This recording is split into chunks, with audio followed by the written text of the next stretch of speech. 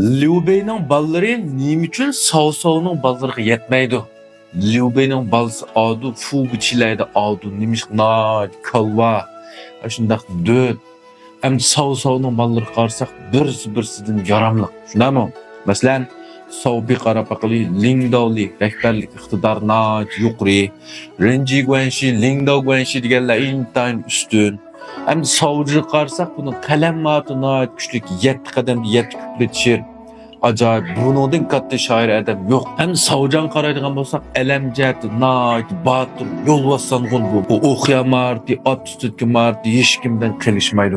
Nayt canlıq. Muşunda qam Cao-Cao'nun balı. Biroq Liu Bei'nin bu balısı nima uchun shu darajada yaramsız chiqib qoldi?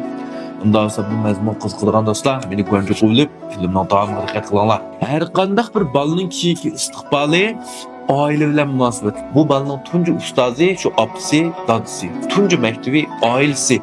Bo'libmi burunqidek shundaq zamonlarda.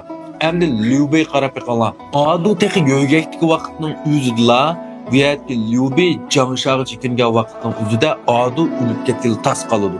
Apsi bunun hayatını kurtuldurup geliş için yüzü kuduk sekrivelip Adu'ni Jozulun Cao Cao'nun böktürmesiyle yettik ettim büsüp çıkıp kurtuldurup aldı. Küçük vaktidiler mi? Şu vaktidiler apsiden ayrıldı. Hem de hatta ayten dadısının taşı kapırıp pes kandak kıldı Liu Bei pocket etivattı. Hem de şu vaktida Adu'nun 5 taş tüketimi o neye uqmudu. Lekin hem jürek kürvetip devamını alanlar. Hem de bu balının en yakın adımı apsiden ayrıldı. Hem de dadısı Liu Bei qarsa bu bir ömür hem de jang qilayotgan bo'lmasa şu jangi mangan yo'lda. Ya'ni bu Liu Bei'nin bu öz balısının terbiyeligidek, onun hamrohligidek, anda bir balısdan bir o'yinigidek unda vaqti asosan yo'q. Chunki Liu Bei'nin o'zining bir mustahkam balığı putdastab tug'dek bir yeri yo'q.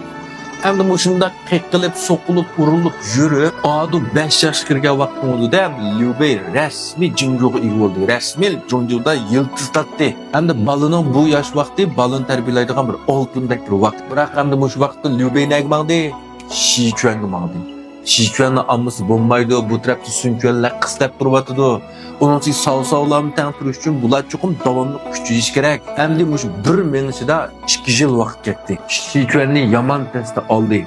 Endi Ado 7 yoshga kirib qoldimi mana? Endi Sichuanni oldik, balam yaxshiroq tarbiyalaydigan vaqtning o'zida necha bo'lmayla bu yerga Sharq Wei tarafida ustidan davomli jang bo'ldi.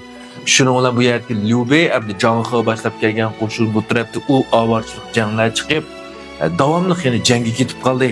Endi bu jangdan yenib kelg'ichmi ashpashlikcha Ado endi 9 yoshlarga kirib qoldi. Endi qaranglar bir qatimliq jangga degan bu birer 2 yil ketishi normal hodisa. Endi biz ko'rgan televiziya teatrda u necha oylik bir nerdan nega vaqt necha kun ketdi, necha qopdi, necha tushdi va hamma chiqarib olmaydi.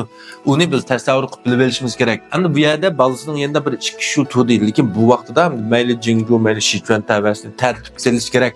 Yani işki işler nait alıp gitti. Hem de bu işlerini kıraş balam qancha jamra oldum dep bo'g'cha. Hem de Hanzhong diyarıga yani ucum qımandığan gap. Hem de bu yer Hanzhong wang bo'lgan ki bunun mas'uliyeti texim avdi. Shunami Hanzhong diyarını tartib qilish, xalqning ishlarini boshqarish, amalda tayinlash. Bu ishlarni bir taraf qilib bo'g'cha Liu Bei charchidi. Yani bu vaqtning o'zidami Ado'ni bir haqiqiy tarbiyaligidek yana bir keng tashlab vaqt yo'q. Endi bu ishlarni besiq turib tursa Guayyu ölüp gitti. Jinju'nu tatqızıp koydu. Guayyu ölüp gitti. Bu parakendişini qandaq besiq tutsak ular intiqam alaymı, almaymı deb bu Zhugulianglar bilan maslahatlashib bu qilib bo'g'cha Zhang Fei ölüp gitti. Sonralar endi ochiqli bomba degan qilsam deb Sharqqa qo'shin tortib bordi. Shunlar yeni jangga ketdi. Endi shu berishida Beyda ahir qitim Ado bilan ko'rishib olamdan o'tdi. Zhuguliangga vasiyat qoldirib. Qaranglar, Liu Bei'ning endi bu butun hayotida endi muntizim balig'i, muntizim uyidagi bir oilasi, endi bu balaning o'zining opsi bu xotini bo'lmagan lekin bu balaga tarbiyaligidek to'g'dak vaqt yo'q. Endi Sunjang bir mazgil tashlab berdi. Biroq endi Sunjangning talantimi ancha iste'dod yuqori emas. Onun üstüge bu balını vay bizden pasbanның balısı deb bunu pek e'tiborlab ketib qoladi. Asli bo'lsa Zhuguliangning tarbiyasi bas bulutdi, shunda qilsin bati. Lekin endi Zhuguliangga bir ay deb bo'g'cha Pangtong o'lib berdi. Oplar deb bo'g'cha uning keyinda Fajong o'lib berdi. Shunda amal yo'q, jimi ishlamas Zhuguliang qoldi. Buni chaqirib ishlatmasi bo'lmagan. Bu bosh vazirligini qilamdi, mushavirligini qilamdi, ichki ishlarni boshqaramdi, tashqi ishlarni boshqaramdi. U bolasini tarbiyalamdi qaranglar. Shuning bilan shu odu mushuni qarab cho'ngib qoldi. Endi sov qarab baqili. Sovning boshidala asosiy puxta. Shuchang boshdan oxir buning muhim oilasi, muhim bazasi.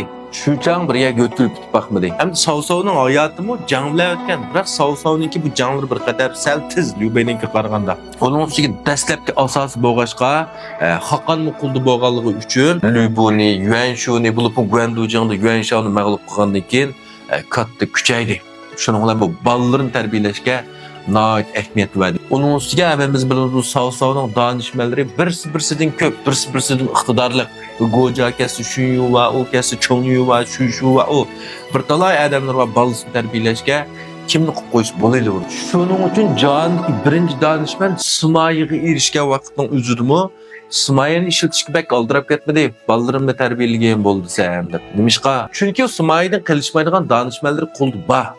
Shuning uchun shunday qilgan gap. Endi bu Sovning bayada eng muhimi oilasi muqim ba. Endi buniki xotin bolalari o'lib ketgan ish yo'q. Sov odatda jang ketgan ahvol ostidami, bu bolalarni tarbiyalaydigan o'zining ayolli bolaning opsi, uning yana bir qancha danışmanlari, alamdorlari hammasi qishir ba. Mush eng muhim malqa Sovni yaxshi o'g'ashqa, Sovning bolalari birsidan iqtidorli talantli cho'ng'og'ini mishada. Har qanday bir bolaning yaxshi cho'ng'ilishida ham oila eng muhim halqa. Shunami? Eliq bir gap bor, faqat insonlar o'z bolasini boshqalarning tarbiyasiga berdi deydigan. Shuning uchun bu yerda hadisda Lyubeni Aduni unda qilma, bolasini yaxshi tarbiyalamdi, Adu degan bir kalva deb. Lyubening mush yetersizligidan bir ibrat olaylik. Ko'parak bolalarimizni hamra olaylik, ko'parak ulg olaylik. Bolalar keşke tarbiya emas, bolalarga bo'lgan tarbiyaning eng yaxshisi sen kitob o'qi, o'g'ilishingni yaxshi qil, sog'lom bo'l emas. Oldu bilan o'zimiz ulg bo'lish. Ulg bo'lish eng yaxshi tarbiya. Shuning uchun bolalarni yaxshi tarbiyalaylik, bolalarni yetim qilmaylik. Bichar narsilarda gunoh yo'q. Shu bolani bu dunyoga shu bolaning o'zining ruhsiz oprid qilib qo'ygan shu sizlar biz o'z oilanglarda ko'z ochqizdinglar. Ularning so'rig'i deb akamidik biz. Shuning uchun ularga kuylishimiz, o'stirishimiz, yaxshi tarbiyalashimiz, mehr muhabbatimizni berishimiz kerak deb o'ylayman. Qanday sizlarcha o'ylaгаnim to'g'rimi? Bir pengunchalik fikr qoldirib qo'yinglar qani. Rahmat.